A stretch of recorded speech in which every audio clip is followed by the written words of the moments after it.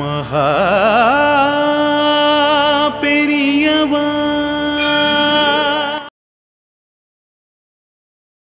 இது வந்து ஆக்சுவலாக பார்த்தீங்கன்னா ரொம்ப ஆச்சரியமாக இருந்தது எனக்கு. when I went through this, எங்கள் அப்பாவுக்கு குறிப்பாக சொல்லணுன்னா அதிமீறிய பக்தி ஒரு நம்பிக்கை மகாபெரிவாம் இல்லை. அந்த துளி கூட நம்ம அவநம்பிக்கை இல்லாமல் முழுசாக சரணாகதி, அது பேர் தான் சரணாகதி.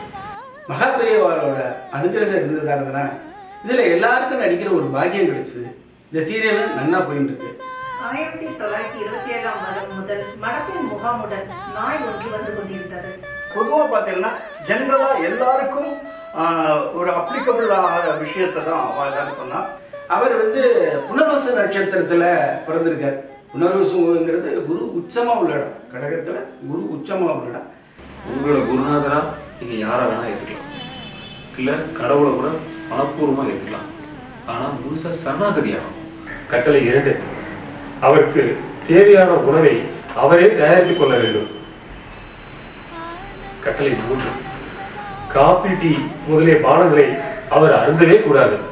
எங்களுக்கு தான் எல்லாம் ஒரே மருந்து தான், அவருடைய வீதி தான் எங்களுக்கு எல்லாமே விதிகள் எல்லாம் ஒரே அந்த மாதிரி தான். நாங்கள் எங்களுக்கு சொல்லி எங்கள் அம்மா அப்பாலாம் எங்களை அந்த மாதிரி தான். பாதையின் தன்மைகளை பற்றியும் சந்தித்த மனிதர்களை பற்றியும் காப்பியின் பென்சிலால் சுருக்கமாக எழுதி மடத்திற்கு தபால் மூலம் அனுப்ப வேண்டும். எல்லாருக்கும் வணக்கம். எல்லாரும் மகாபெரிவாளை பற்றி நிறைய விஷயங்கள் சொல்கிறாங்க. நான் பொதுவான ஒரு விஷயம் என்ன சொல்லணும்னு ஆசைப்படுறேன்னா, உங்களோட குருநாதராக நீங்கள் யாரை வேணால் ஏற்றுக்கலாம், இல்லை கடவுளை கூட மனப்பூர்வமாக ஏற்றுக்கலாம். ஆனால் முழுசாக சரணாகதி ஆகணும். சரணாகதி அப்படின்னா அது வெறும் வாய் வார்த்தையாக இருக்கக்கூடாது. மகாபாரதத்தில் திரௌபதிக்கு நடந்த விஷயந்தான். கிருஷ்ண பரமாத்மா வந்து எல்லாமே அவர் தான் அப்படின்னு திரௌபதி இருந்தார். ஆனால் துச்சாதனன் வந்து சபையில் சேலையை உருவும் போது சேலையோட கடைசி நுனியை பிடிச்சிட்டு, அண்ணா கிருஷ்ணா என்னை காப்பாற்றுனா. ஆனால் கிருஷ்ணன் வரல. ஏன் தெரியுமா? சரணாகதி அப்படிங்கிறது முழுசாக சரணாகதி ஆகணும். அந்த நுனி சேலையை பிடிச்சிட்டு இருக்கு பார்த்தியா, அது கூட இல்லாமல் சரணாகதி ஆகணும். அப்போ 2 கையும் சாட்சாகமாக தூக்கி கிருஷ்ணா அப்படின்னோட சேலை வந்துட்டே இருந்தது. அந்த துளி கூட நம்ம அவநம்பிக்கை இல்லாமல் முழுசாக சரணாகதி ஆகும். அது பேர் தான் சரணாகதி. ஸோ நீங்கள் யாரை வேணாலும் கும்பிடலாம். கும்பிடுறவரை முழுசாக சரணாகதி அப்போ தான் பரிபூர்ணமான உங்களுக்கு அருள் கிடைக்கும். இதை நான் உணர்ந்தது உங்களுக்கு ஒரு தகவலாக சொல்லணும்னு ஆசைப்பட்டேன். நிறைய பேருக்கு இந்த தகவல் தெரிஞ்சிருக்கும், இருந்தாலும் தெரியாத அளவுக்கு ஒரு புது தகவலாக இருக்கும். பொதுவாக எல்லாரும் சொல்லுவா இல்லையா, குருவருள் இருந்தால் தான் திருவருள் உண்டுன்னு. குருவருள் இல்லைன்னா திருவருள் இருக்காது. இது எல்லாருக்குமே தெரியும். லோக குருவான மகாபெரியவாரோட அனுகிரகம் இருந்ததானதுன்னா இதில் எல்லாருக்கும் நடிக்கிற ஒரு பாக்கியம் கிடைச்சிது. இந்த சீரியலும் நன்னா போயின்னு இருக்கு. இன்னொரு விஷயமும் நான் இதில் சொல்லிக்க விரும்புகிறேன். சாஸ்திரிகள் சங்கல்பம் செய்யும்போது, அதாவது டைரக்டருக்கு சங்கல்பம் செய்யும்போது ஒரு விஷயத்தை கவனித்தேன். அவர் வந்து புனர்வசு நட்சத்திரத்தில் பிறந்திருக்கார். புனர்வசுங்கிறது குரு உச்சமாக உள்ள இடம். கடகத்தில் குரு உச்சமாக உள்ள இடம். அதில் அவர் பிறந்ததால தான் இப்பேற்பட்ட மிகப்பெரிய உன்னதமான சீரியலாக அவரால் எடுக்க முடிஞ்சதுன்னு நான் நம்புகிறேன்.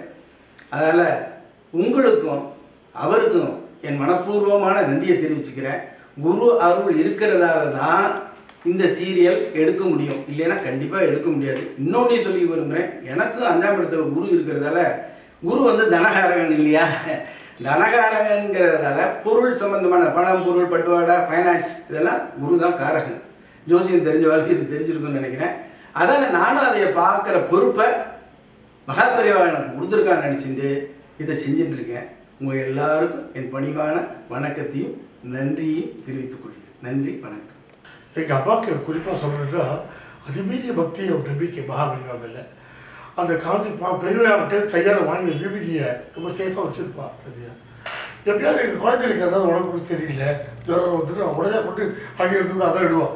மருந்து மாத்திரை வாங்கணும்னு யோசிக்கவே மாட்டான். எல்லாம் ராத்திரி பரவாயில்ல, காலம்புற பார்த்துக்கலாம், பெரியவா இருக்கா அப்படின்னு அதை விட்டு விட்டுருவான். முதல்ல காலம்புற காந்தி தெரியாது.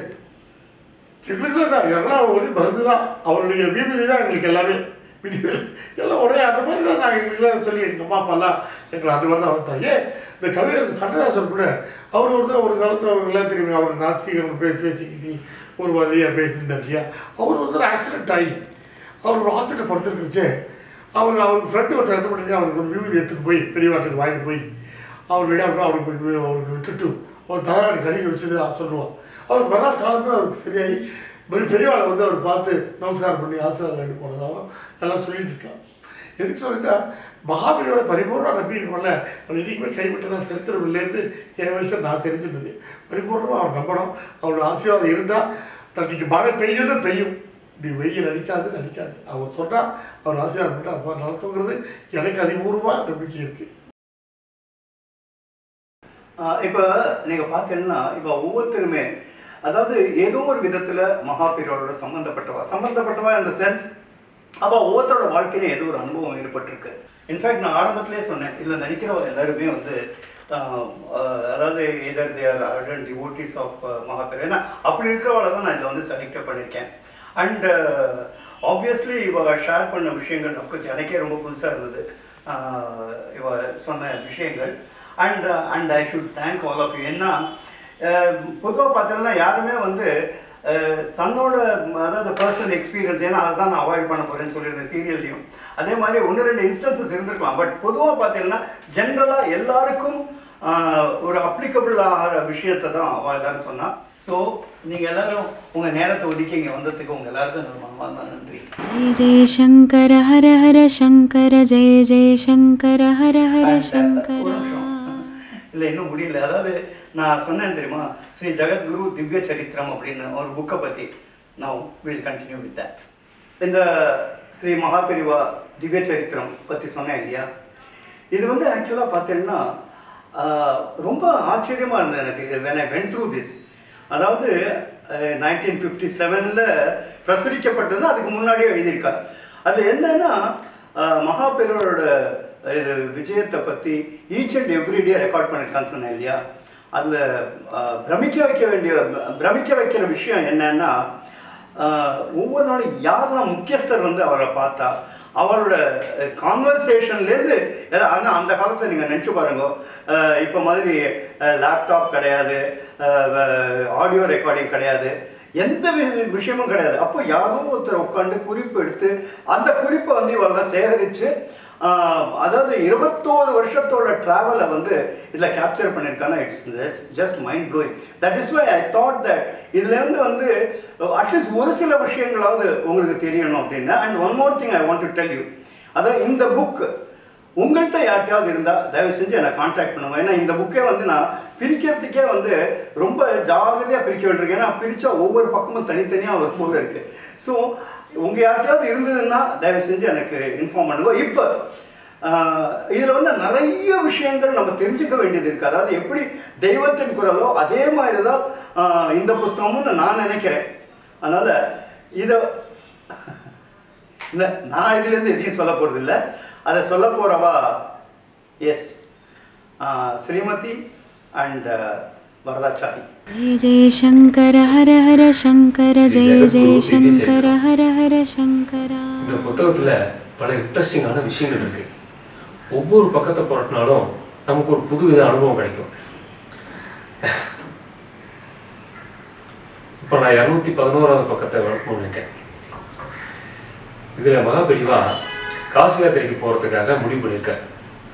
அதுக்கு முன்னாடியே தென்காசியை சேர்ந்த அனந்தகிருஷ்ண சர்மா அப்படிங்கிற ஒரு 20 வயது வாலிபரை இங்கேருந்து காசி யாத்திரைக்கு அனுப்புகிறார்.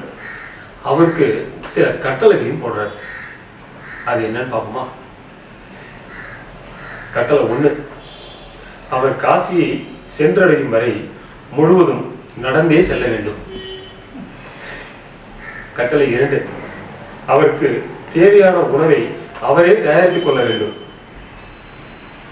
கட்டளை 3, காபி டீ முதலிய பானங்களை அவர் அருந்தவே கூடாது.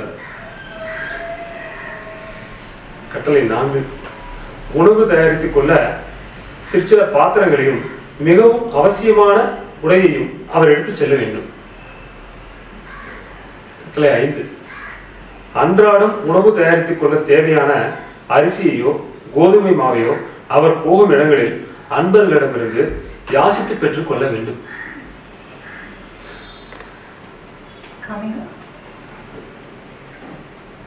Condition number 6. எவரிடமும் அவர் பணம் வெகுமதியாய் பெற்றுக்கொள்ளக்கூடாது. உடல்நிலை காரணமல்லாது ஓர் ஊரில் ஒரு நாளைக்கு மேல் தங்கவும் கூடாது. Condition number 8. சுவாமிகள் உத்தரவின்படி நடந்து காசி யாத்திரை செல்வதாக அவர் ஆங்காங்கு மக்களிடம் சொல்லிக் கொள்ளலாம். Condition number 9.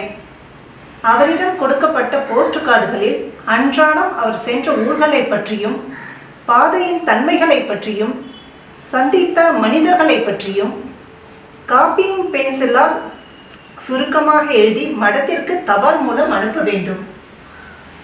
அவரிடம் கொடுத்திருக்கும் போஸ்ட் கார்டுகள் குறைந்தவுடன் அவ்வப்போது அவருக்கு கார்டுகள் அனுப்ப ஏற்பாடு செய்துள்ளனர். Condition number 10. காசியிலிருந்து திரும்பி வரும்போது அவர் ஹிந்தியை பேசி கற்றுக்கொண்டு வர வேண்டும். அவர் திரும்பி வரும்பொழுது ரயில் மார்க்கமாக வருவதற்கு அவருக்கு அனுமதி அளிக்கப்பட்டது. பாருங்களேன், நம்மலாம் இப்போ ஒரு வெக்கேஷனுக்கு போகணும்னா வித்தின் எ செகண்ட் இன்டர்நெட் இருக்கிறதால ஈஸியாக ஒரு ஃப்ளைட் டிக்கெட் புக் பண்ணிடுறோம். இல்லை எங்கேருந்து எங்கே போய் தங்க போகிறோங்கிறது எல்லாத்தையுமே நம்ம புக் பண்ணிக்க முடியுது.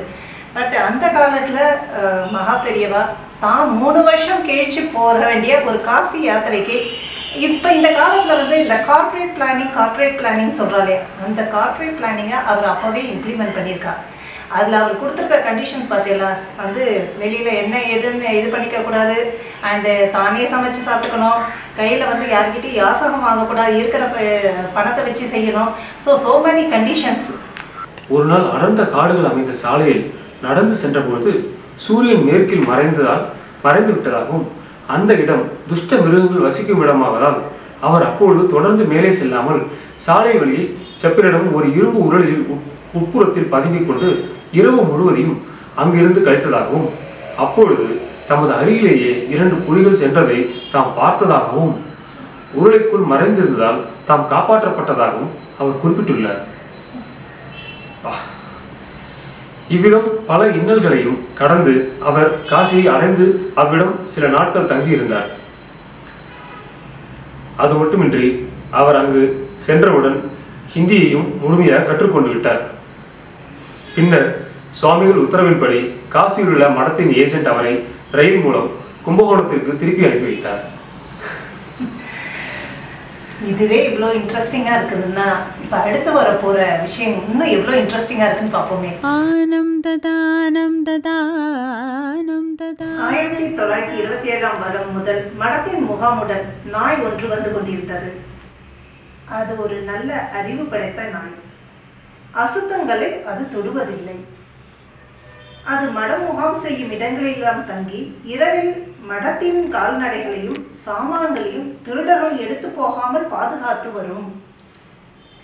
அது வழக்கம் போல் மடத்திலிருந்து போடப்படும் அன்னத்தை உட்கொள்ளுமே ஒழிய வேறு யாரால் கொடுக்கும் எந்தவித உணவையும் அது உட்கொள்வதில்லை. அதனால் சுவாமிகள் ஒவ்வொரு நாளும் மாலையில் புன்முறுவல் செய்து கொண்டே நாய்க்கு ஆகாரம் கொடுத்தாச்சா என்று கேட்பாராம். சுவாமிகள் பல்லக்கில் ஆரோகணம் செய்து கொண்டு ஓர் ஊரில் இருந்து மற்றொரு ஊர் போகும்போது இந்த நாய் பல்லக்கின் கீழே போய்கொண்டிருந்ததாம்.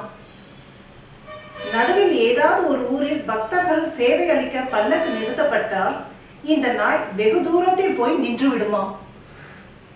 சில சமயம் சாலைகளில் நடந்து செல்லும் மடத்தின் யானையின் 4 கால்களின் நடுவில் அது சென்று கொண்டே இருக்கும்.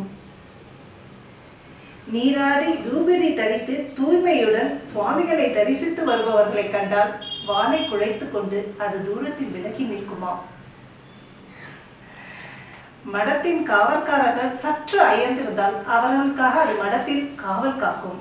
மடத்தில் இருந்து வழக்கமாக அன்னமிடுபவர் ஒரு நாள் அன்னமிட மறந்துவிட்டால் அன்று அது பட்னி கிடக்குமாம். பாருங்களேன்.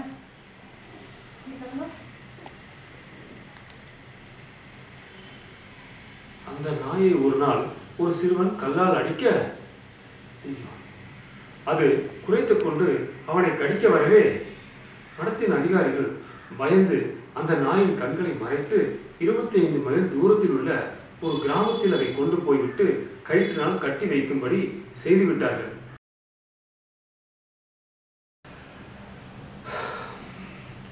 சுவாமிகளை விட்டு பிரிந்த அந்த நாய் எப்படியோ கயிற்றிலிருந்து விடுபட்டு கொண்டு தன்னை கொண்டு வந்து விட்டவர்கள் ஊர் போய் சேரும் முன்னரே வேறு பாதையின் வழியாக நடந்து சுவாமியின் முகாமுக்கு ஓடி வந்து விட்டது. என்ன ஒரு பக்தி இல்லையா? அன்று முதல் அது உயிர் வாழ்ந்தவரை சுவாமிகளை தரிசிக்காமல் ஆகாரம் உட்கொள்வதில்லை. மடத்திற்கு தரிசனத்திற்கு வரும் பக்தர்கள் எல்லாம் இந்த நாயையும் பார்த்துவிட்டு செல்வார்களாம். என்ன ஒரு அறிவுள்ள பக்தி உள்ள நாய் இல்லையா? இதோட முடியல, இன்னும் நிறைய சுவாரஸ்யமான சம்பவங்கள் இருக்கு. இப்போ இவ படிச்சா இல்லையா அந்த 2 இன்சிடென்ட், அதாவது ஒன்று வந்து மகாபெரிவாளோட வே ஆஃப் பிளானிங். அதாவது அப்போ வந்து அவரும் ஒரு பால்ய பருவத்தில் தான் இருந்திருப்பார்னு நினைக்கிறேன்.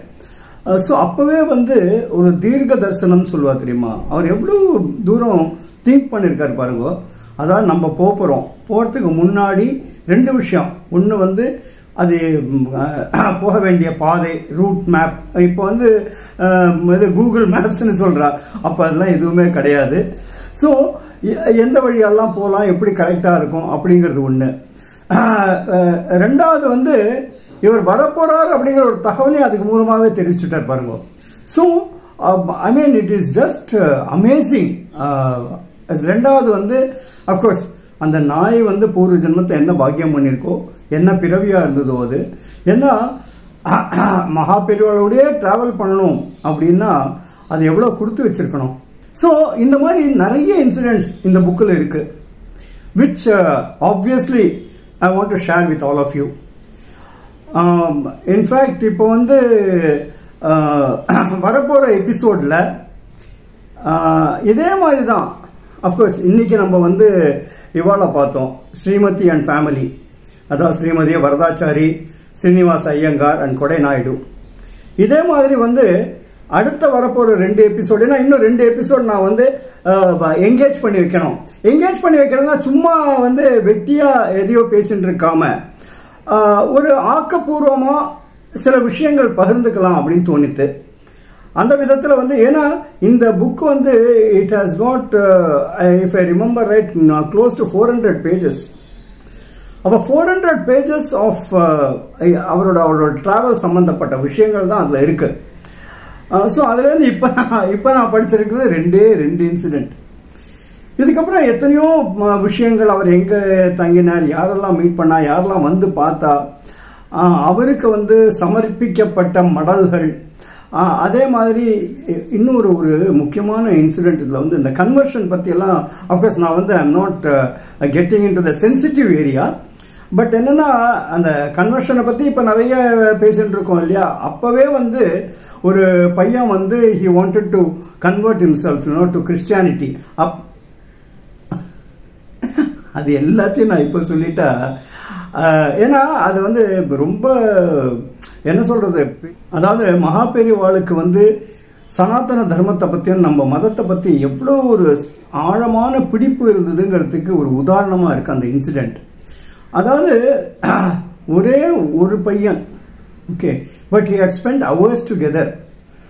அது விரிவாக வந்து அடுத்த எபிசோடில் விவரிக்கப்படும். எனிவே இன்னும் ஒரு விஷயம் நான் வந்து உங்களோட பகிர்ந்துக்கணும்னு ஆசைப்படுறேன். அதாவது it is about the number of episodes. ஏன்னா நிறைய பேர் இப்போ எழுதிட்டு இருக்கா எனக்கு, சார் நீங்கள் வந்து இது 100 வரைக்குமாவது கண்டினியூ பண்ணணும் அப்படின்னு. எனக்கும் அதே இன்டென்ஷன் தான், எங்கள் டீமுக்கும் அதே தான். அந்த 100 அடையறதுக்கு சாத்தியக்கூறுகள் என்ன அப்படின்னு நான் பார்க்குறேன். Of course one of the things வந்து the available resources. So as we travel I'll keep you updated. அதாவது இது எல்லாமே வந்து மகாபெரிவாளோட சித்தம் தான். அது எத்தனை எபிசோட்ஸ் வரைக்கும் போகிறதோ அத்தனை எபிசோட்ஸையும் மேபி அது வந்து 68ஓடையும் முடிக்கலாம், இல்லை 75, இல்லை 100 கூட டச் பண்ணலாம். அண்ட் ஹூ நோஸ், அதை தாண்டியும் போகலாம். ஏன்னா இது வந்து ஒரு டார்கெட் வச்சுன்னு நான் பண்ணலை. அதாவது இத்தனை எபிசோட்ஸில் முடிச்சுடணும், ஏன்னா அதை நான் தீர்மானிக்கலை. அதனால அது எவ்வளவு எபிசோட்ஸ் போடுதோ அவ்வளவு எபிசோட்ஸ் வரைக்கும் whatever best possible from my side I will do. So நீங்களும் வந்து தொடர்ந்து இதை பாருங்க. அண்ட் இன்னொரு முக்கியமான விஷயம் என்னன்னா, யூடியூப்ல என்ன சொல்றான்னா, இதை வந்து இந்த சேனலுக்கு வந்து சப்ஸ்கிரைப் பண்ணுங்க அப்படின்ற. சப்ஸ்கிரைப் பண்ணுறதுனா it doesn't involve any money. இப்போ பார்த்தீங்கன்னா அந்த ரைட் சைடில் வந்து சப்ஸ்கிரைப் ரெட்டாக ஒரு இதுலையே அதை கிளிக் பண்ணணும். அதை கிளிக் பண்ணால் ஆட்டோமேட்டிக்காக உங்களுக்கு வந்து அப்டேட்ஸ்லாம் வந்துட்டு இருக்கும், நோட்டிஃபிகேஷன்ஸ் வந்துட்டு இருக்கும். நீங்கள் வந்து இந்த சேனலை ஃபாலோ பண்ணுறதுக்கு அது உங்களுக்கு சௌரியமாக இருக்கும். நாட் ஓன்லி தட், இந்த இதை வந்து உங்களுக்கு தெரிஞ்சவா எல்லாத்தையும் ஷேர் பண்ணுங்க. ஏன்னா the main idea of the entire series is to take it to the next generation. ஏன்னா மகாபெரிவாளை பற்றி தெரிஞ்சவாளுக்கு இதெல்லாம் ஒன்றும் புதுசாக இருக்காது. சரி, இதெல்லாம் நிறைய பார்த்துருக்கோம், நிறைய கேட்டிருக்கோம் அப்படின்னு நினச்சிப்பா. ஆனால் இதை பற்றி அவரை பற்றி தெரியாத வாழ்க்கை இது ரீச் ஆகணும் அப்படின்னா நீங்கள் தான் அதை ஸ்ப்ரெட் பண்ணி ஆகணும். அதாவது உங்களோட நெக்ஸ்ட் ஜெனரேஷன் பேரம் பேத்தியோ புள்ள பொண்ணோ எல்லாத்தையுமே சொல்லுங்க. And my experience has been no, it's really very very unique. எனக்கு நான் வந்து I was totally surprised. என்னன்னா சின்ன குழந்தைகள்லாம் இந்த சீரீஸை பார்க்குறேன். சின்ன குழந்தைகள் நான் சொல்லும் போது 8 வயசு 10 வயசு, apart from people in their 30s. And யாரும் வந்து முக்காவாசி பேர் எனக்கு எழுதுறது என்னன்னா, நாங்கள் வந்து மகாபெரிவாளை நேர தரிசனம் பண்ணது கிடையாது, ஆனால் இது மூலமா பார்க்கக்கூடிய பாக்கியம் எங்களுக்கு கிடைச்சிருக்கு. அதனால ஃபர்ஸ்ட் வந்து அஃப்கோர்ஸ் அந்த இனிஷியல் பார்க்க வைக்கிறது தான் கஷ்டமே தவிர, ஒரு தடவை பார்க்க ஆரம்பிச்சாலும் நம்ம எக்ஸ்பீரியன்ஸ் ஹஸ்பண்ட் தொடர்ந்து எல்லாரும் பார்க்குறா. ஸோ ஏன்னா இது ஒரு கைங்கரியமா நான் பண்ணிட்டு இருக்கிறதுனால உங்கள்கிட்ட என்னோட வேண்டுகோள் என்னன்னா, இதை வந்து மற்றவாழ்கிட்ட நீங்க ஷேர் பண்ணுங்க. வித் தட் இப்போ வந்து அடுத்த எபிசோட் அதுவும் அதாவது ரொம்ப இன்ட்ரெஸ்டிங்காகவும் ரொம்ப இன்ஃபர்மேட்டிவாகவும் உங்களுக்கு இருக்கும்னு நான் நம்புறேன். தொடர்ந்து பாருங்க. அண்ட் ஃபைனலி, இந்த அளவுக்கு சப்போர்ட் கொடுத்து ஆதரிச்சுட்டு இருக்கிற உங்க எல்லாருக்கும் என்னோட நன்றியை நான் தெரிவிக்க கடமைப்பட்டிருக்கேன் on behalf of my team also. And தொடர்ந்து பாருங்க. இத்தனை நேரம் பார்த்ததுக்கு உங்க எல்லாருக்கும் என்னோட மனப்பூர்வமான நன்றி நன்றி நன்றி.